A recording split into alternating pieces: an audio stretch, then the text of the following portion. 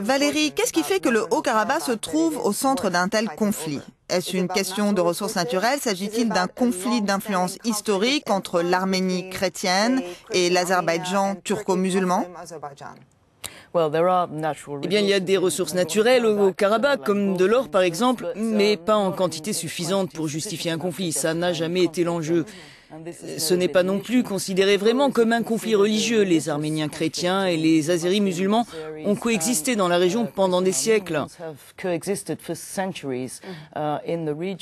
Alors pourquoi devrait-on se préoccuper de ce petit territoire?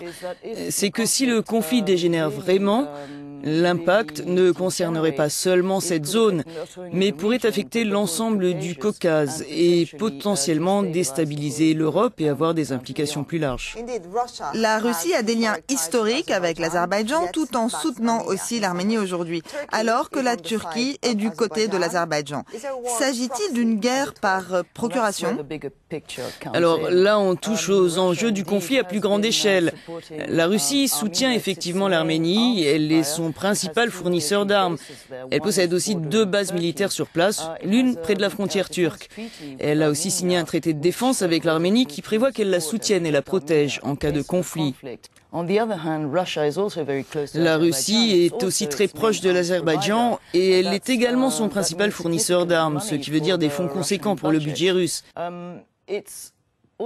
Alors, en fin de compte, ces liens sont pour elle surtout un moyen d'asseoir son influence dans la région. De la même manière, la Turquie veut elle aussi accroître son influence dans le Caucase.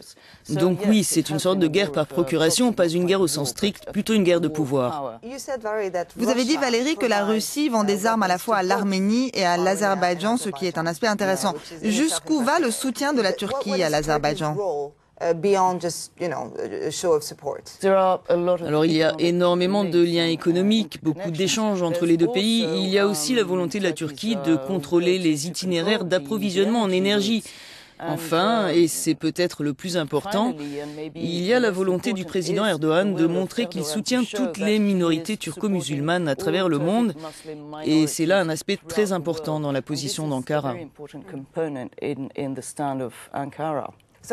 Donc pour conclure, il est probable que ce conflit s'enlise pour l'instant, sans réelle perspective de paix et sans intensification majeure des violences.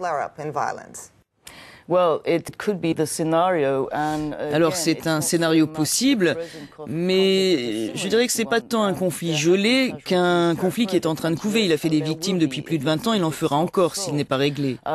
Mais il y a peut-être un aspect dissuasif si on tient compte de ce qu'impliquerait un embrasement du conflit à cause de toutes les puissances qui sont concernées.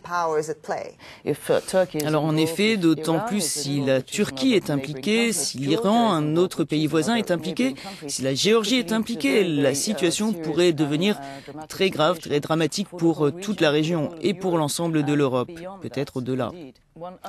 Il reste une inconnue qui pourrait influencer l'évolution de la situation, c'est la personnalité même des dirigeants impliqués, Aliyev en Azerbaïdjan, Sarkissian en Arménie, mais aussi Erdogan en Turquie et Poutine, bien entendu.